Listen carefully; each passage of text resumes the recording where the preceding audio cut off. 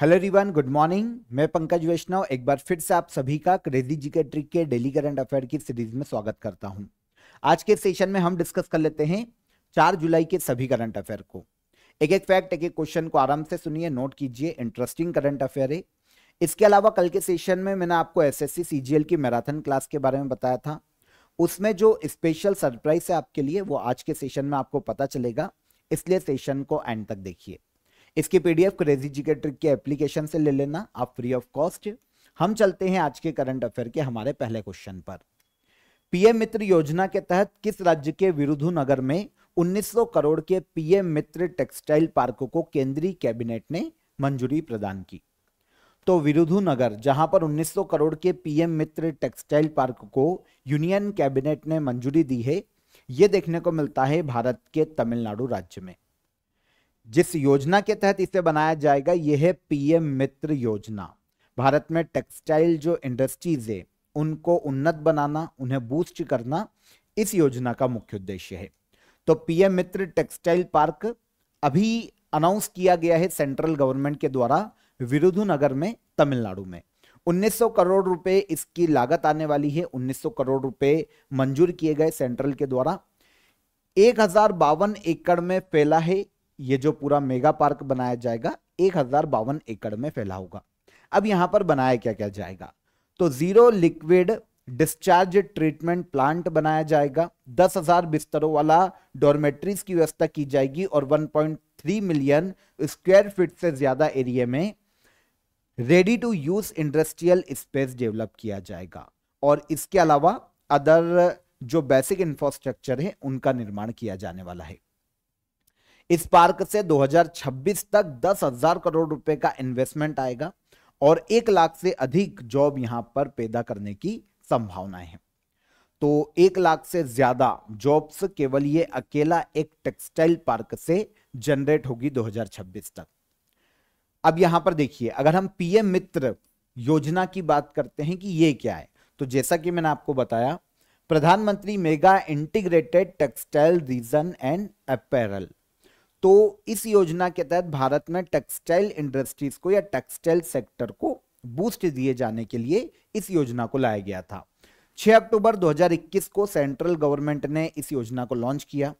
इस योजना के तहत देखिए, रॉ मटेरियल से लेकर तैयार कपड़ा और उसके बाद एक्सपोर्ट तक की व्यवस्था एक ही जगह पर की जाएगी।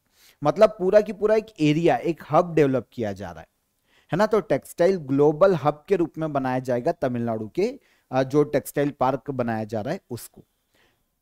टेक्सटाइल इंडस्ट्रीज के लिए विशाल पार्क बनाए जाते हैं पीएम मित्र योजना के तहत।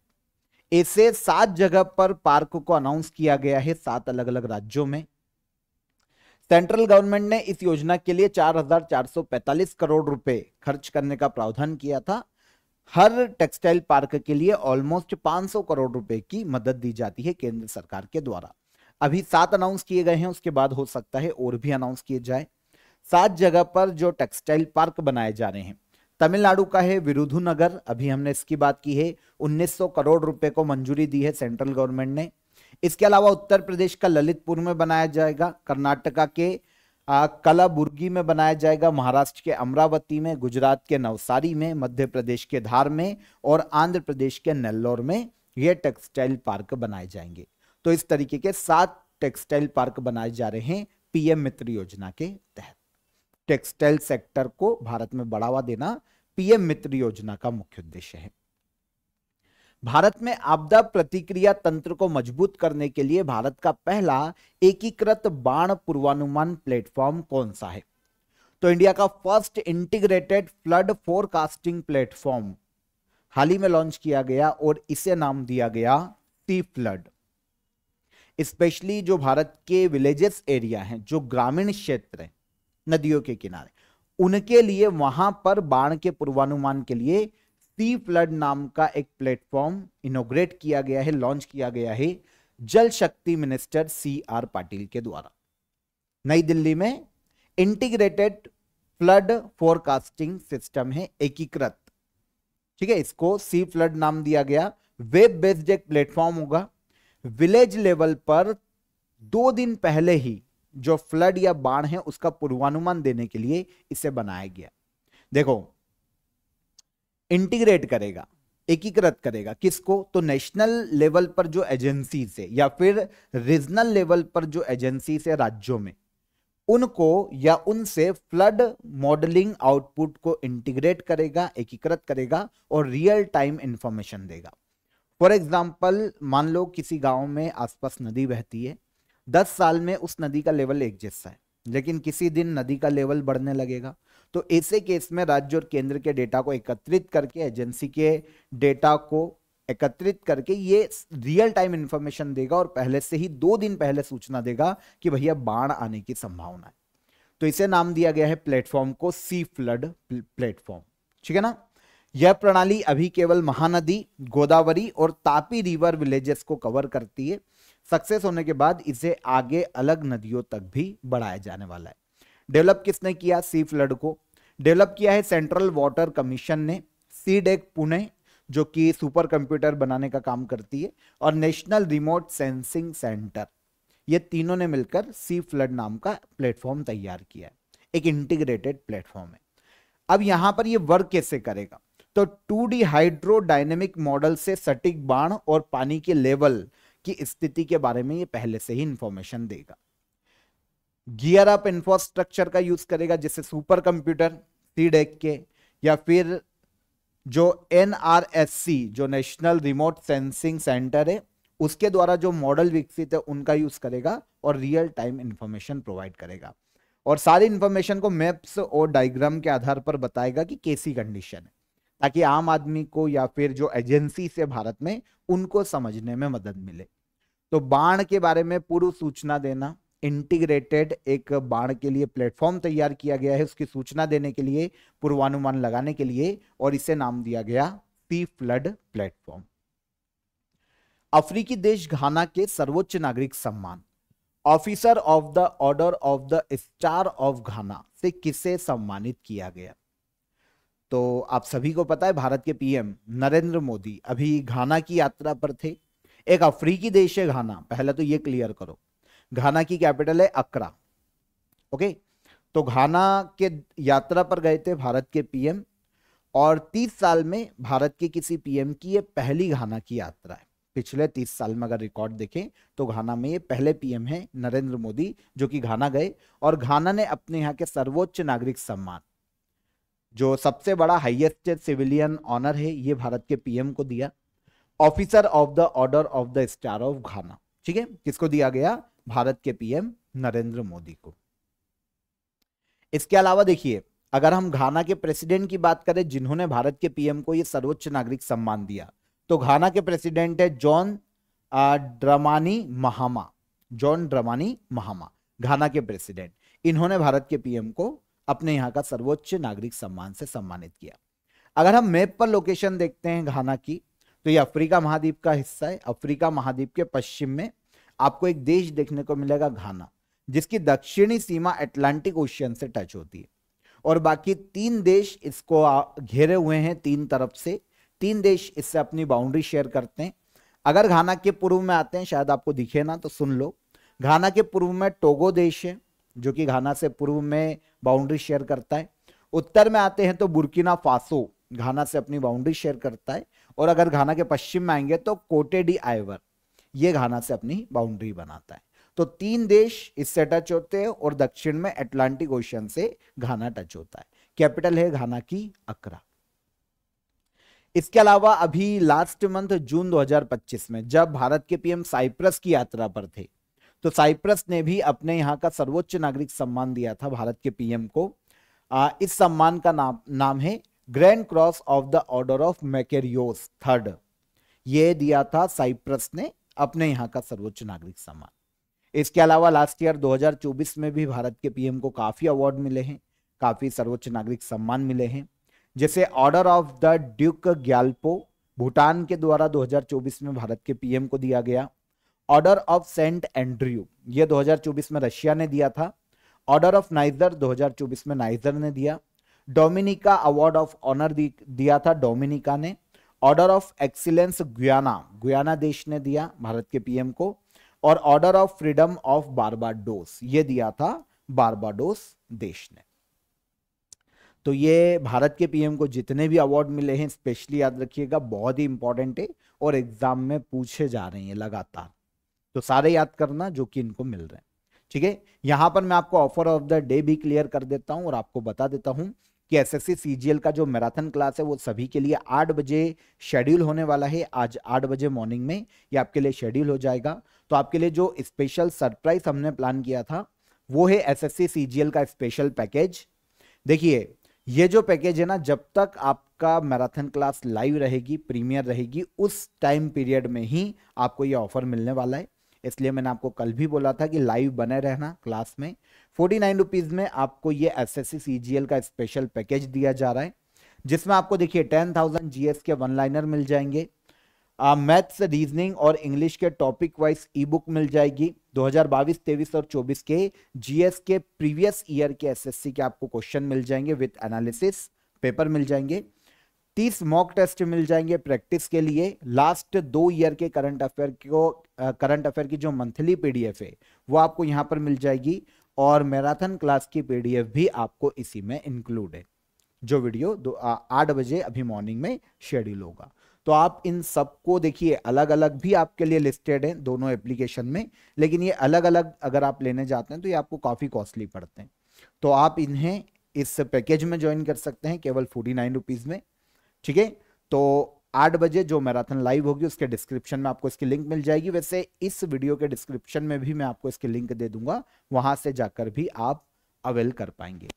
तो लाइव बने रहिएगा, 8 बजे आपके लिए एसएससी सीजीएल का मैराथन क्लास आने वाला है 2025 के लिए। 1000 करंट अफेयर वहां पर आपके तैयार हो जाएंगे लास्ट 2 साल के। चलिए क्वेश्चन पर आते हैं अगले। केंद्र सरकार ने एम्प्लॉयमेंट लिंक्ड इंसेंटिव स्कीम को हाल ही में मंजूरी प्रदान की, इसकी घोषणा किस बजट में की गई थी? सेंट्रल गवर्नमेंट ने एक स्कीम को अभी मंजूरी दी है, इसका नाम है एम्प्लॉयमेंट लिंक्ड इंसेंटिव स्कीम। इसका अनाउंसमेंट सेंट्रल गवर्नमेंट ने 2024-25 के बजट में किया था पहली बार। मतलब इस साल के पहले जो बजट आया था 2024-25 का बजट, उसमें इस स्कीम को अनाउंस किया गया था। फाइनेंस मिनिस्टर निर्मला सीतारमण ने बजट 2024-25 में इस योजना का ऐलान किया था।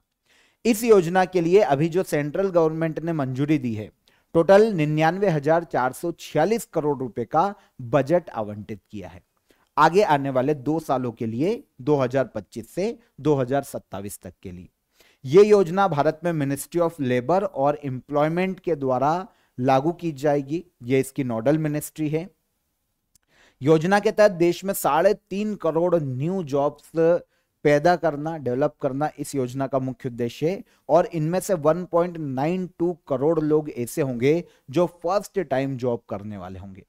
फर्स्ट टाइम जॉब करने वाले या इससे जुड़ने वाले एम्प्लॉइज को इस योजना में शामिल किया गया है। अच्छा, योजना के तहत जो फाइनेंशियल हेल्प दी जाएगी उसका अगर हम क्राइटेरिया देखें, पात्रता देखें, तो क्या होने वाली?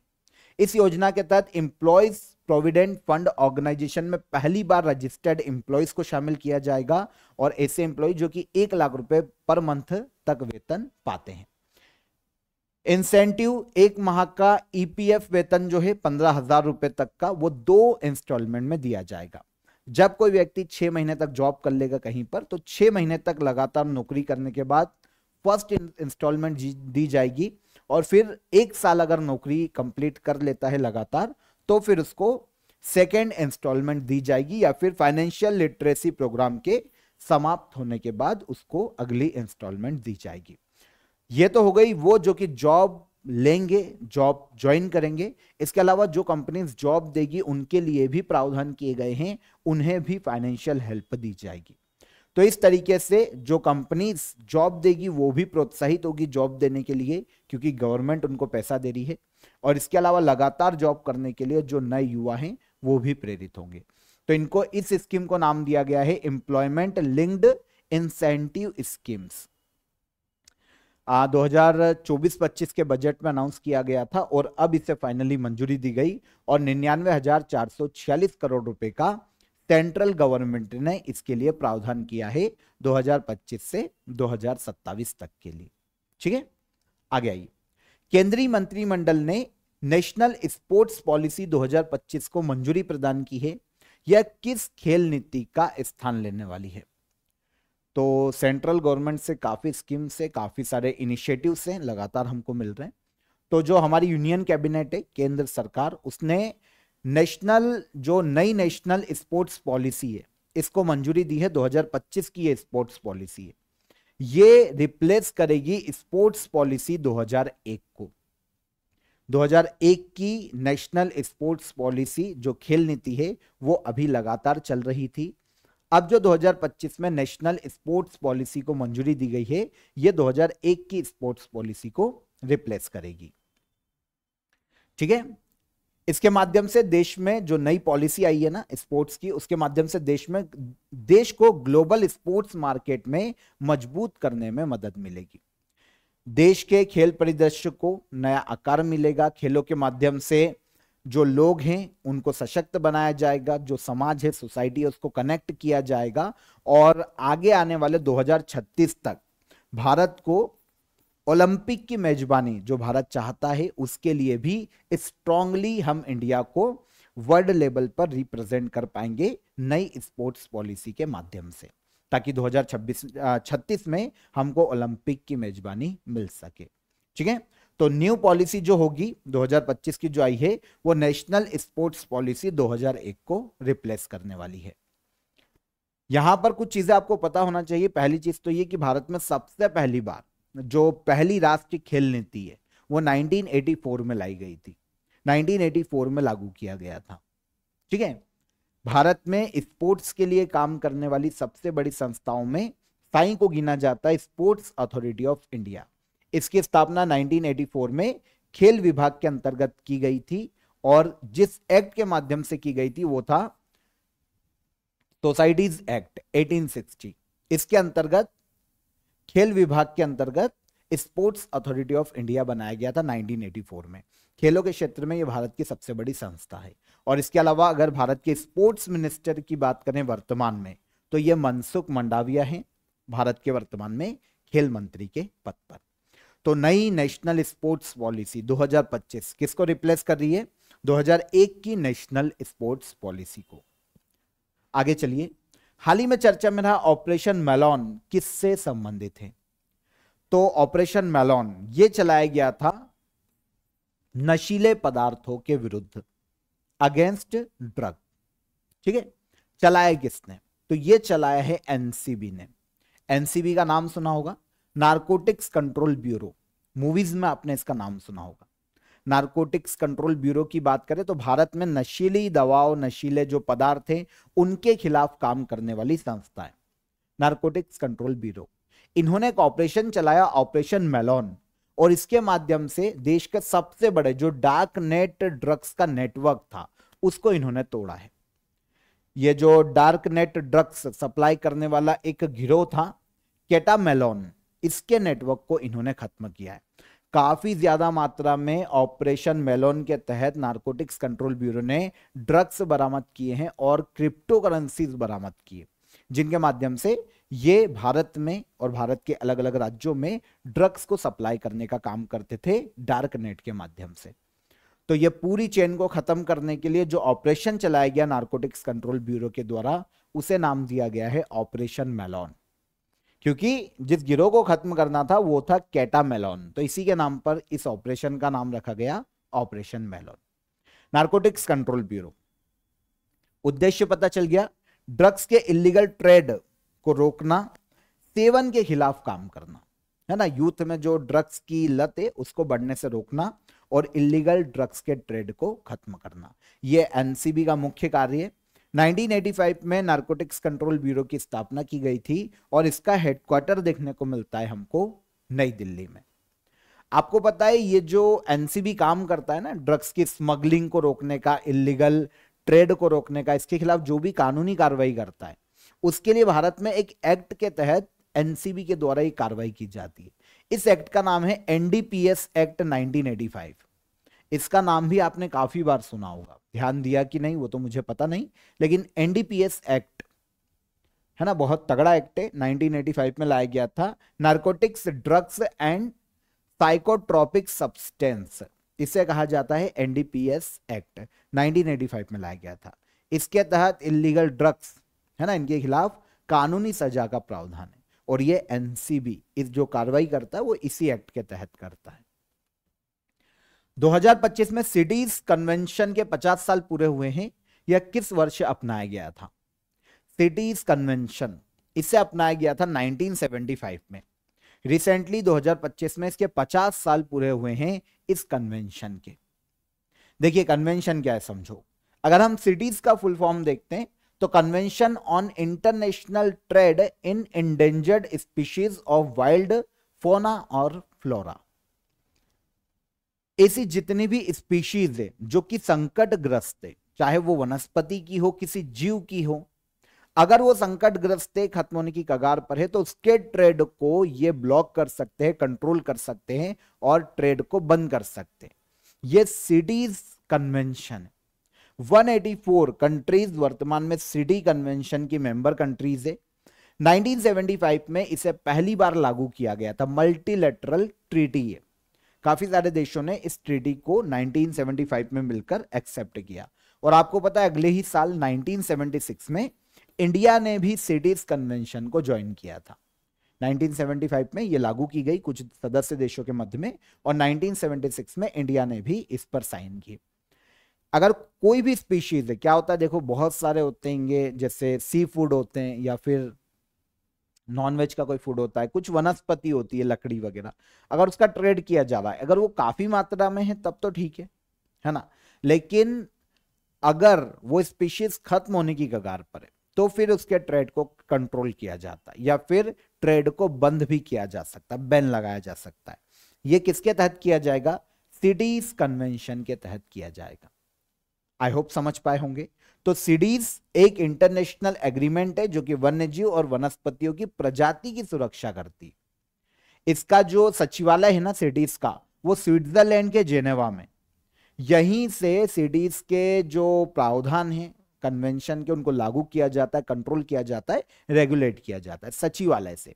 और यह सचिवालय यूएनईपी के अंतर्गत कार्य करता है। यूएनईपी सचिवालय को चलाता है, यूनाइटेड नेशन एनवायरमेंट प्रोग्राम, यह चलाता है सिटीज के सचिवालय को, जो कि स्विट्जरलैंड के जेनेवा में।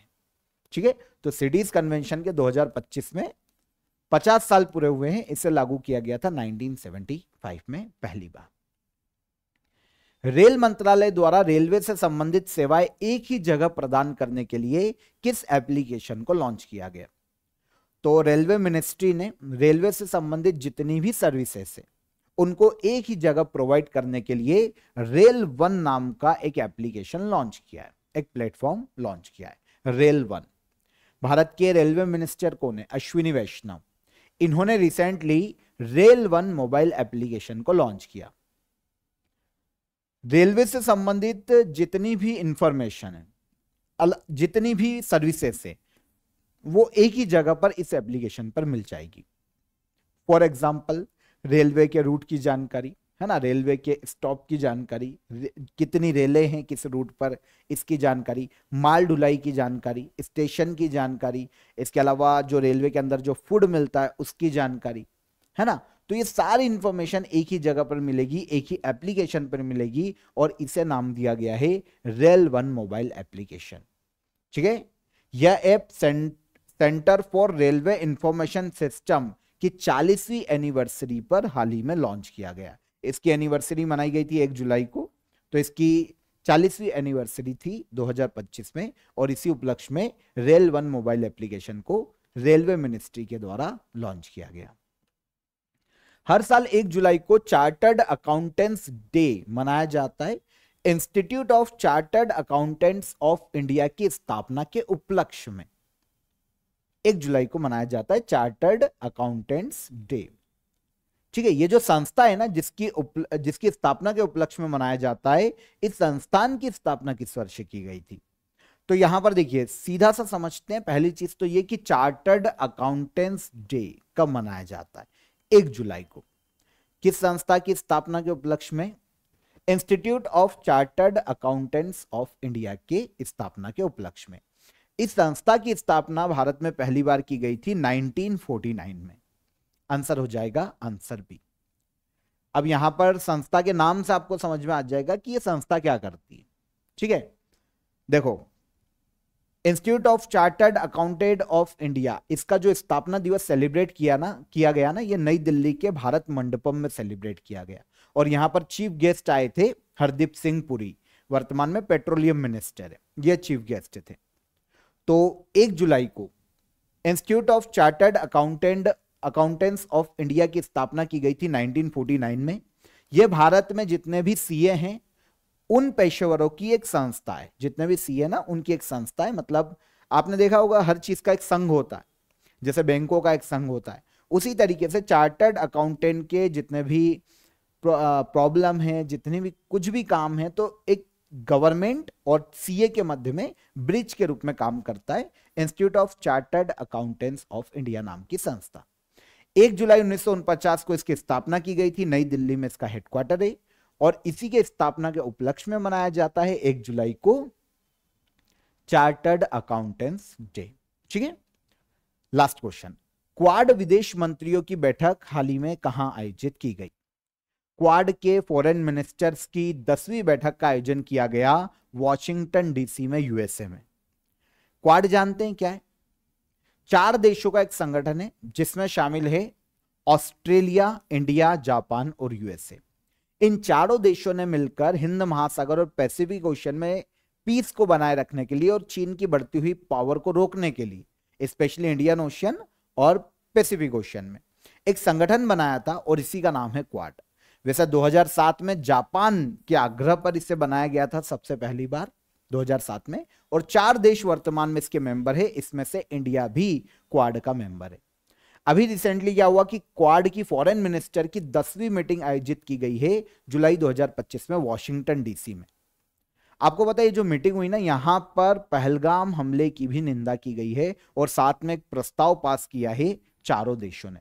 पहलगाम जो टेरर अटैक हुआ था अप्रैल में, उसके खिलाफ भी यहां पर प्रस्ताव पास किया गया। ठीक है, तो क्वाड के फॉरेन मिनिस्टर की 10वीं मीटिंग है ये अभी तक, और ये आयोजित की गई वॉशिंगटन डीसी में। आपको पता है क्वाड समिट कॉन्फ्रेंस, जो क्वाड की समिट है 2024 में जापान में हुई थी लास्ट ईयर, और इस साल क्वाड की समिट आयोजित की जाने वाली है इंडिया में। और अभी फॉरेन मिनिस्टर की बैठक हुई है वॉशिंगटन डीसी में। तो यहां पर 4 जुलाई के हमारे सभी करंट अफेयर क्लियर हो जाते हैं, डिटेल में हमने डिस्कस कर लिए। अब हम चलेंगे लास्ट डे के करंट अफेयर के रिवीजन पर। देखें, केंद्र सरकार ने अनुसंधान विकास और नवाचार योजना के लिए कितना बजट आवंटित किया? तो ये 1 लाख करोड़ रुपए का बजट है। हाल ही में नौसेना में शामिल किया गया आईएनएस उदयगिरी किस प्रोजेक्ट के तहत बनाया गया? तो इससे बनाया गया प्रोजेक्ट 17A के तहत। माउंट एल्ब्रस पर चढ़ने वाले सबसे कम उम्र के पर्वतारोही कौन बने? तो ये बने हैं Tegbir Singh. Management effectiveness evaluation index में किस राज्य ने शीर्ष स्थान हासिल किया है? तो इस इंडेक्स में शीर्ष स्थान दिया गया केरला को। किस संस्था का नाम बदलकर सावित्रीबाई फूले राष्ट्रीय महिला एवं बाल विकास संस्थान किया गया? तो national institute of public corporation and child development, इसका नाम रखा गया है सावित्रीबाई फूले के नाम पर। मुख्यमंत्री प्रतिज्ञा योजना किस राज्य द्वारा शुरू की गई? इस योजना को शुरू किया है बिहार सरकार ने। महायोगी गुरु गोरखनाथ आयुष यूनिवर्सिटी का इनॉग्रेशन प्रेसिडेंट द्रौपदी मुर्मू के द्वारा किया गया, यह किस राज्य में स्थित है? तो यह देखने को मिलेगा उत्तराखंड राज्य में। विश्व स्वास्थ्य संगठन द्वारा अमेजन क्षेत्र के किस देश को मलेरिया फ्री अनाउंस किया गया, डिक्लेयर किया गया? तो यह है सूरीनाम, दक्षिण अमेरिकी देश। भारत का पहला स्वदेशी रूप से विकसित फोटोनिक रडार किसके द्वारा विकसित किया गया? इसे विकसित किया है डीआरडीओ ने। जुलाई 2025 के लिए यूनाइटेड नेशन सिक्योरिटी काउंसिल की अध्यक्षता कौन सा देश करेगा? तो जुलाई 2025 में यूनाइटेड नेशन सिक्योरिटी काउंसिल की अध्यक्षता करेगा पाकिस्तान। ये सारे करंट अफेयर कल के सेशन के हमारे रिवाइज हो गए। अब हम चलेंगे लास्ट डे के क्वेश्चन ऑफ द डे के आंसर पर। सत्यमेव जयते जो वर्ड है वो लिया गया है मुंडक उपनिषद से। विश्व का सबसे बड़ा डेल्टा सुंदरवन का डेल्टा गंगा ब्रह्मपुत्र नदियों के द्वारा बनाया जाता है। गंगा भी है और ब्रह्मपुत्र नदी भी इसमें शामिल है। पौधों में प्रकाश संश्लेषण के लिए किस गैस की आवश्यकता होती है? तो ये कार्बन डाइऑक्साइड की जरूरत होती है फोटोसिंथेसिस के लिए। ये तीनों क्वेश्चन के आंसर हो गए। अब आज के question of the day, 0 milestone किस शहर में स्थित है? पहला क्वेश्चन, ब्लैक होल के सिद्धांत का प्रतिपादन किसने किया था? और थर्ड, कौन सी माउंटेन रेंज भारत की सबसे पुरानी माउंटेन रेंज है? तीनों क्वेश्चन के आंसर कमेंट में कीजिए। सेशन कैसा लगा ये भी बताइएगा। सेशन पसंद आया हो तो वीडियो को लाइक और शेयर कर दीजिए। चैनल पर पहली बार आए हैं तो चैनल को सब्सक्राइब कर लीजिए। कल फिर मुलाकात करेंगे नेक्स्ट डे के करंट अफेयर में। तब तक ख्याल रखिए अपना। जय हिंद, जय भारत।